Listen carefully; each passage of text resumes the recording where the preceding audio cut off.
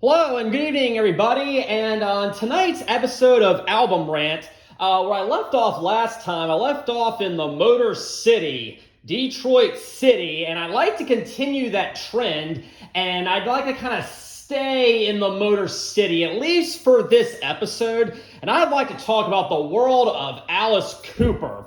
And I am going to be examining their sixth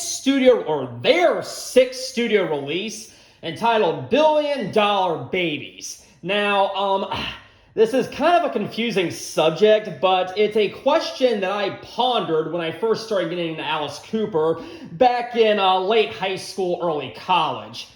Is Alice Cooper a person, or is Alice Cooper a band? Well, the answer is kind of both. They started out in the late 60s, and it was mostly formed by a group of kids from the local high school track team, and they decided to make a band called Alice Cooper. And within the band called Alice Cooper, their singer, Vincent Fernier, I am sure I'm mispronouncing that, and I don't really care, he took on the stage name Alice Cooper. So Alice Cooper was a member of Alice Cooper. But then, kind of towards the mid-70s or so, that band completely disintegrated. The lead singer, who was named Alice Cooper, he continued on under the name Alice Cooper. So, yeah, tad confusing if you're not really paying attention. But anyways, as I said, the band really originated by a group of kids from the high school track team, and they decided to form a band. And initially, I believe it was called the Spiders, and I have heard a couple of their demos from that era, and it sounds a lot like the Beatles. And actually, you know, they're so underproduced, so underdeveloped, it's actually quite interesting.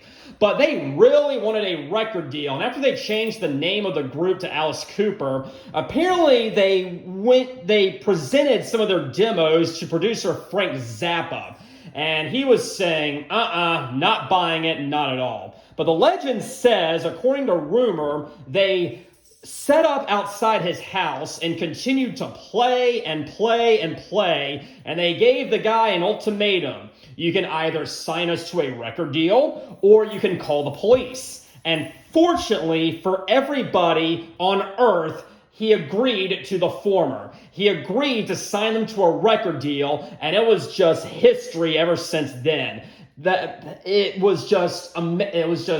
History was being written after then, and I am really glad that he made that decision, because it really brings us to where we are today.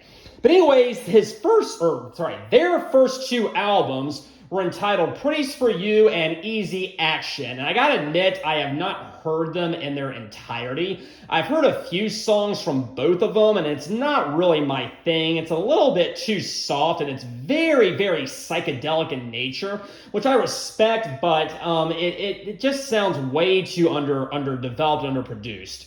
But then, in 1971, they joined forces with producer Bob Ezrin. And that name sounds pretty familiar. Yes, he is the producer of Kiss's Destroyer and Pink Floyd's The Wall. But before he produced either of those albums, he was working very heavily with Alice Cooper. And they released 3 incredibly phenomenal albums entitled Love It to Death, Killer, and of course, School's Out for Summer. Yeah, I'm actually a teacher, and today is the first day of summer vacation, so yeah, kind of seemed relevant. But anyways, after that, we come to the year 1973, and they released their 6th studio release entitled Billion Dollar Babies. And apparently the name comes from the fact that only about 3 years ago, these guys were pretty much on their own and no one knew who they were, and they did not have any money, but then they just had success after success after success, and it just relates to the changing lifestyle that they had due to their success over a very short amount of time. So anyways, let's take a look at this thing right here. We got the back, which is essentially the same thing.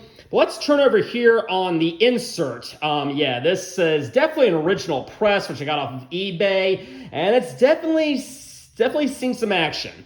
But let's go ahead and turn in right here. We have the band right here. We have, of course, Alice Cooper on lead vocals, guitarist Michael Bruce and Glenn Buxton, bass player Dennis Dunaway, and drummer Neil Smith. So there's the actual record right there.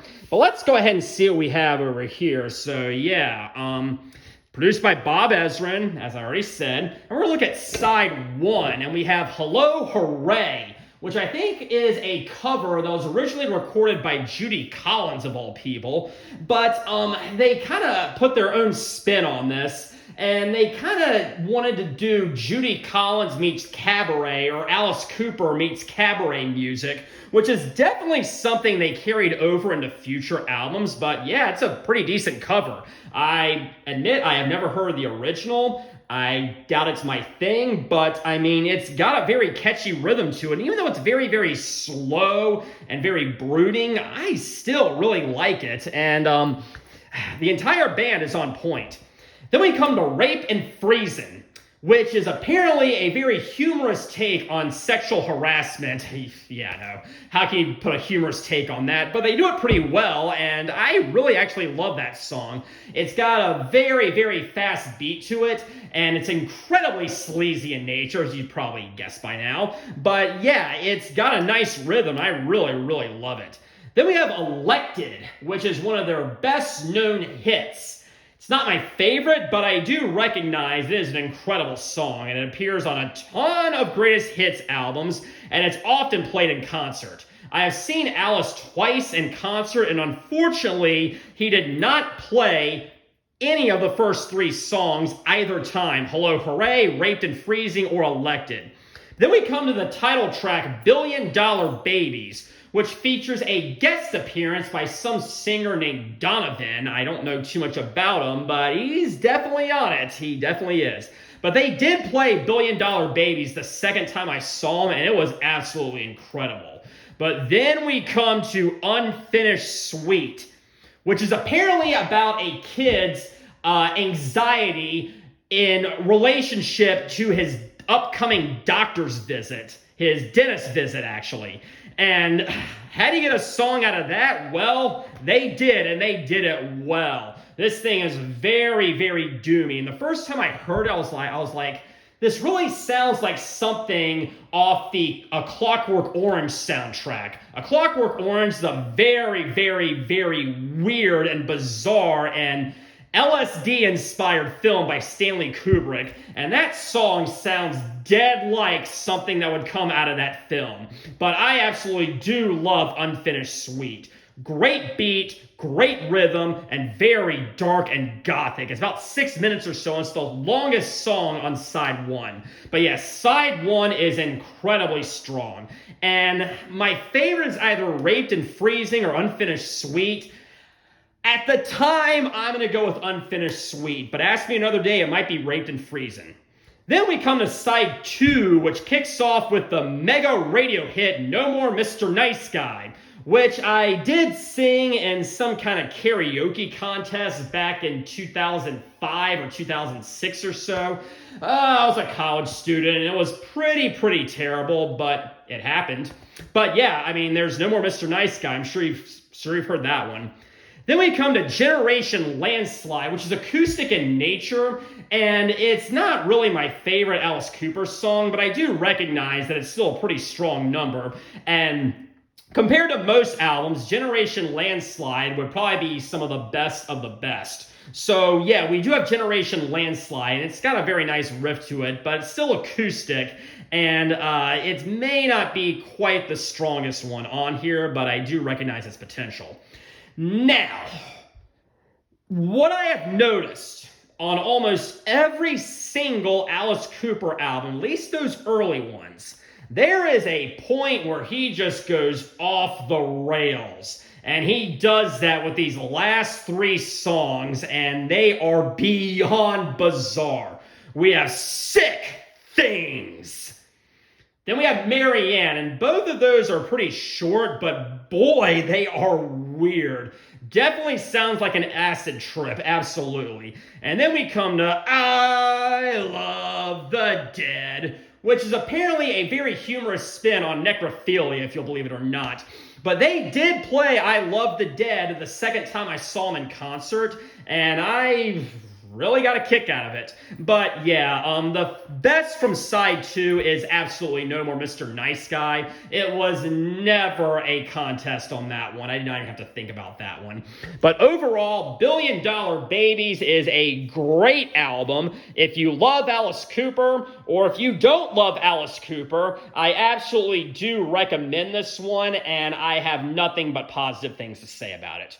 So that is going to conclude episode 13 of Album Rant. I think we're on 13. Yeah, I'll go with that. And I just want to say thank you very much for joining me. Next time, we are going to do another episode of Face Off, which I am really excited for. But until then, have a very pleasant evening.